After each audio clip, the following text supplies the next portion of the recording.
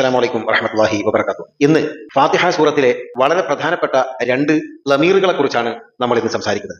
ഒരുപാട് പ്രഭാഷണങ്ങൾ ഞാൻ കേട്ടിട്ടുണ്ട്. പക്ഷെ ഈ ഒരു വിഷയം പ്രഭാഷകർ ഉദ്ധരിക്കുന്നതായിട്ട് എന്റെ ശ്രദ്ധയിൽപ്പെട്ടിട്ടില്ല. ഒരുപക്ഷെ നിങ്ങളുടെ ശ്രദ്ധയിൽപ്പെട്ടിരിക്കാം. ഞാൻ ആ വിഷയത്തിലേക്കാണ് നിങ്ങളുടെ ശ്രദ്ധയെ കൊണ്ടുപോകുന്നത്. ഫാത്തിഹ സൂറത്തിൽ ഇയ്യാക നഅ്ബുദു വ ഇയ്യാക നസ്തഈൻ ഇതെല്ലാവർക്കും അറിയുന്ന ഭാഗമാണ്.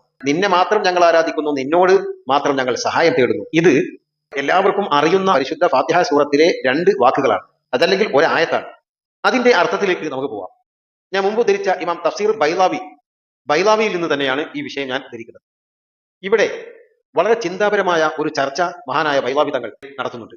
അതായത് ഞങ്ങൾ സഹായം തേടുന്നു, ഞങ്ങൾ ആരാധിക്കുന്നു എന്ന ഈ ഞങ്ങൾ ആരാണ്? ഈ ഞങ്ങൾ, അതിനെക്കുറിച്ചാണ് വളരെ മനോഹരമായ അവതരണം മഹാനവരകൾ നടത്തുന്നത്. അതിലേക്ക് പോവാം.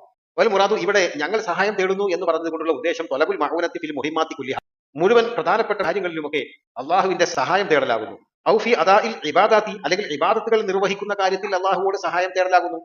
എന്നിട്ട് തുടർന്ന് പറയുന്നു, ഇവിടെയാണ് വളരെ മനോഹരമായിട്ടുള്ള ഒരു വ്യാഖ്യാനം മഹാനവരകൾ നടത്തിയിരിക്കുന്നത്.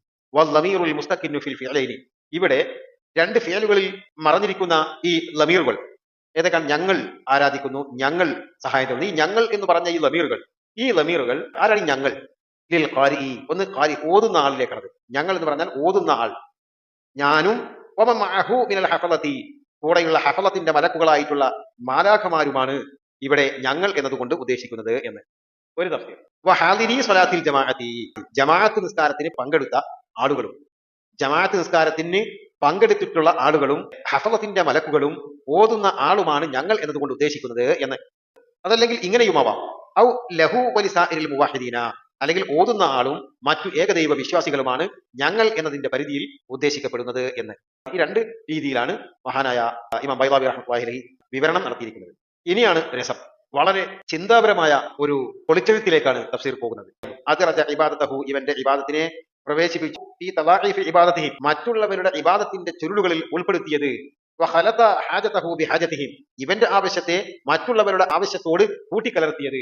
എന്തിനു വേണ്ടിയാണ്? ലഅല്ലഹ തുഖബൽ ബിബറകതിഹാ, അവരുടെ ഇബാദത്തുകളുടെ ബറക്കത്ത് കൊണ്ട് ഇവന്റേത് കൂടി സ്വീകരിക്കപ്പെടാൻ വേണ്ടി എന്ന്.